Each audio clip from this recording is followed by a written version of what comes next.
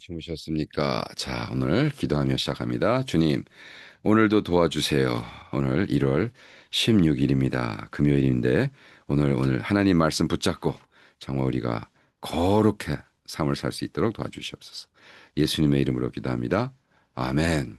지금 학계 2장 10절부터 14절 말씀하고 있는데요. 일단 갑시다. 2장 10절부터 14절 말씀. 음, 제사장에게 배우는 거룩과 부정의 교훈. 하나의 말씀입니다. 두 번째가 천천히 읽습니다. 눈 감고 렉시오 디비나 하셔도 좋고요. 그냥 들으세요. 다리오 왕 제2년 9월 24일 여호와의 말씀이 선지자 학개에게 임하여 이르셨다. 만군의 여호와가 이같이 말한다. 이제 제사장들에게 율법에 관하여 물어보아라. 사람이 거룩한 제물에 고기를 자기 옷자락에 싸고 가지고 가다가 그 옷자락이 빵이나 국이나 포도주나 기름이나 어떤 음식이라도 닿으면 그 음식도 거룩하게 되겠느냐? 제사장들이 대답하였다. 그렇지 않습니다. 그때 학개가 다시 물었다. 만일 시체를 만져서 부정하게 된 사람이 이런 것들 가운데 하나를 만지면 그것이 부정하게 되겠느냐? 제사장들이 대답하였다. 부정하게 됩니다. 그때 학개가 말하였다. 여호와의 말씀이 이 백성이 내 앞에 이와 같이 이 나라가 이와 같이 그들의 손에 있는 모든 일이 그러하며 그곳에서 그들이 드리는 모든 제물도 부정하다고 하신다. 두 번째 있습니다. 다리오 왕 제2년 9월 24일에 여호와의 말씀이 선지자 학개에게 임하여 이르셨다. 만군의 여호와가 이같이 말한다. 이제 제사장들에게 율법에 관하여 물어보아라. 사람이 거룩한 제물의 고기를 자기 옷자락에 싸서 다니고 가다가 그 옷자락이 빵이나 국이나 포도주나 기름이나 어떤 음식이라도 닿으면 그 음식도 거룩하게 되느냐? 제사장들이 대답하였다. 그렇지 않습니다.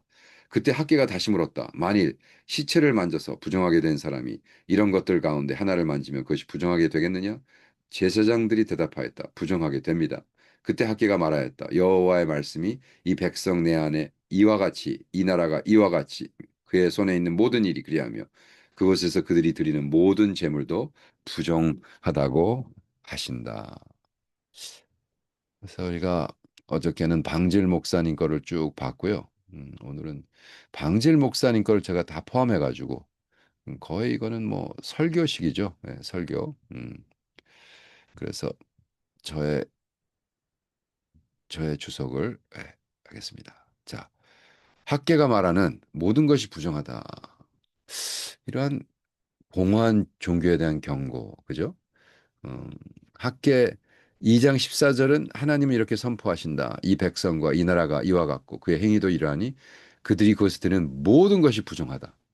첫째, 왜? 핵심 문제는 뭐죠? 의로움이 없는 의식이라는 점. 의롭지 않아요. 의식만 하는 거예요. 그냥 뭐 할 짓 다 하고 죄 있고 다 지면서 와서 거룩한 척 하는 거예요. 자, 보세요. 백성은 성전 공사를 재개임에도 굉장히 중요한 거죠. 어떻게 보면 야, 저 백성들 대단하다. 하나님을 위해서 예배당을 짓는구나. 근데 하나님은 학계를 통해 더 깊은 문제를 지적하신다. 그들의 제사와 행동이 여전히 부정하다는 것이다. 그들은 성정 일을 하면서도 마음은 변하지 않았어. 이것을 겉으로 하나님을 섬기면서도 내적으로 여전히 부정할 수 있다는 무서운 가능성을 보여줍니다. 그래서 12절과 13절에 제사장들에게 한 하나님의 질문은 두 가지 원리를 드러낸다. 첫째, 거룩함은 전염되지 않는다. 거룩한 것에 닿았다고 사람이 거룩해지지 않는다. 반대로 부정은 전염된다. 부정한 것에 닿으면 부정해진다. 이 비대칭성은 죄와 거룩함의 본질을 잘 보여준다. 부정은 거룩보다 훨씬 더 쉽게 퍼져나간다. 그죠? 그런 거예요. 건강한 사람 만졌다고 내가 건강해지는 게 아니잖아. 근데 감기 걸린 사람 만지면 감기 걸리잖아. 똑같은 얘기예요. 그렇기 때문에 그, 그, 그 홀리한 고기를 내가 여기다 싸고 다녔다고 만졌다고 그것이 홀리되지 않아. 근데 어떻게 시체를 만진 부정한 사람은 어디를 가나 그 시체. 그 당시 시체가 병균이 있으니까 못 만지. 하나님이 사람들 만지지 말라는 거예요. 그죠? 그래서 코런틴을 시킨 거예요. 둘째, 참된 예배는 의식이 아니라 삶이다. 이사야 1장 11절 13절 말씀. 하나님께서 단순한 종교 형식에 얼마나 싫어한지를 보여줍니다. 나는 번제에 이미 배가 부르다. 헛된 재물을 다시 가져오지 말라. 너의 분양은 내게 가증하다고 하나님께서 말씀하니. 언제 너무나 배가 불러. 너무나 많이 먹었어. 그래서 거기는 짐승을 번제로 드렸잖아요. 아모스 5장 21절 그리고 24절까지 하나님은 저기 너희 절기들을 미워하며 너의 번제와 소제를 받지 않겠다고 하시고 정의가 물같이 공의가 마르지 않는 강같이 흐르기를 원하신다. 너희들은 예배는 열심히 드리는데 가서 뭐 착취하고 가난한 사람들 착취하고 약한 사람들 착취하고 음. 그래서 예배가 단지 습관과 형식이 되어버리고 그 안에 정의와 겸손과 거룩이 사라질 때 그 예배는 하나님께 더 이상 기쁨이 되지 못한다. 하나님이 거하시는 성소가 아니라 위선이 연출되는 무대가 되어버린다. 아, 무서운 얘기죠. 셋째, 신앙과 종교, 관계와 의식을 구분한다. 기독교는 원래 의식의 체제가 아니라 살아계신 하나님과의 살아있는 관계였다. 그러나 우리의 그리스도의 동맹이 주일 예배 출석, 암송된 기도문, 겉으로 보이는 도덕성 정도로 축소될 때 우리는 이스라엘 백성과 똑같은 신수를 반복하게 된다. 예수님은 마태복음 15장 8절에서 이 백성이 입술로 나를 공경하지만 마음은 내게서 멀리 떠나 있다고 말씀하신다. 요한계시록 3장 1절은 4대 교회에 주시는 말씀이 렇다. 내가 살았다 하는 이름을 가졌으나 실상은 죽은 자이다. 제가 영어로 좀 읽어볼게요. 셋째 번 포인트.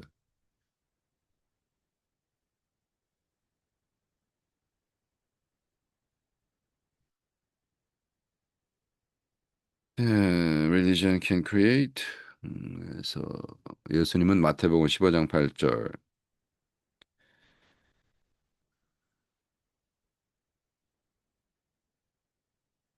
요한계시록 3장 1절, 사르디스, 사르디스를 사대라고 그러는군요. 음,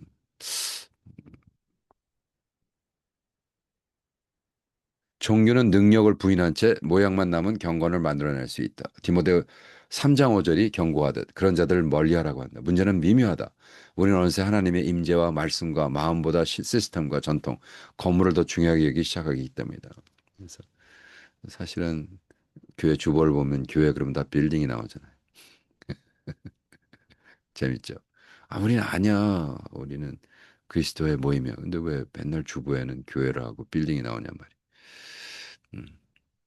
넷째, 교회가 제도화될 때 위험을 기억해야 된다. 역사는 우리에게 말해준다. 모든 부흥은 언젠가 제도화의 유혹을 만나게 된다. 구조가 성령보다, 규정이 능력보다, 질서가 순종보다 앞서게 되는 시점이 온다. 학계의 시대에도 포로 귀한 공동체는 다시 제사를 드리기 위해 시작했지만 여전히 영적으로 타락해 있었다. 오늘 우리도 마찬가지다. 우리는 찬양을 부르면서 실제로는 하나님을 예배하지 않을 수 있고 사역을 하면서 사랑 없이 할 수 있으며 하나님이 거하지 않는 교회를 지을 수 있다.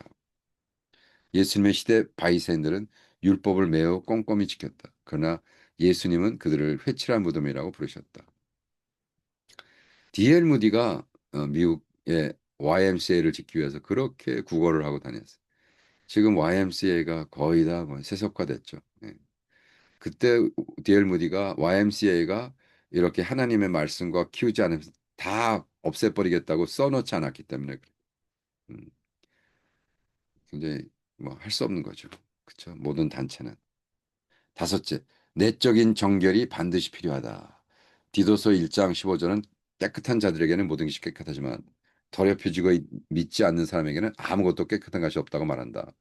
그들의 마음과 양심까지도 더럽혀졌기 때문이다. 거룩함은 외적인 행위에서 시작되는 것이 아니라 깨끗한 마음에서 시작된다. 다윗은 시편 51편 10절에서 하나님께 깨끗한 마음을 창조해 달라고 정직한 영을 새롭게 해달라고 간구했다. 우리가 하나님께 드리는 예배와 사역과 희생은 부정한 영이 아니라 정결한 마음에서 흘러나와야 된다.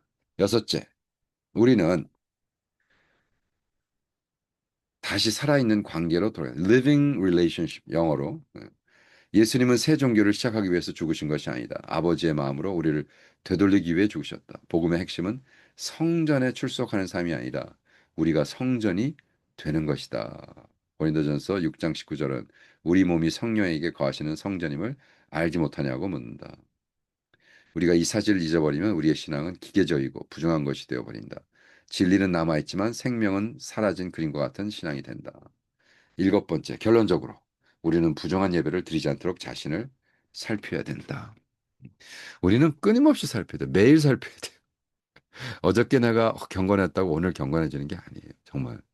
우리의 믿음은 매일, everyday. 첫 번째 질문이 이거죠. 나는 나의 마음의 상태는 돌보지 않은 채 겉으로 드러난 종교적 행위에 의존하고 있지 않은가. 두 번째 질문. 나의 그리스도에 대한 믿음은 살아있는 것인가? 아니면 힘없는 의식과 전통이 되어버렸는가? 굉장히 중요한 질문 같습니다, 여러분. 어떠세요? 어, Daily Gospel on Air. 매일 복음을 한 지도 정말 오래되는데, 이제는. 우리가 매일매일 정말 노력하고 수고하고 깨 있지 않으면, 그냥 뭐 하루 안에 다 무너지는 겁니다. 그죠? 성령 하나님, 정말 우리가 매일매일 주님 앞에 두렵고 떨림으로 나와 우리의 구원을 이루는 우리들 되도록 도와주시옵소서. 예수님의 이름으로 기도합니다. 아멘. 아멘이시죠? 별 뵙겠습니다.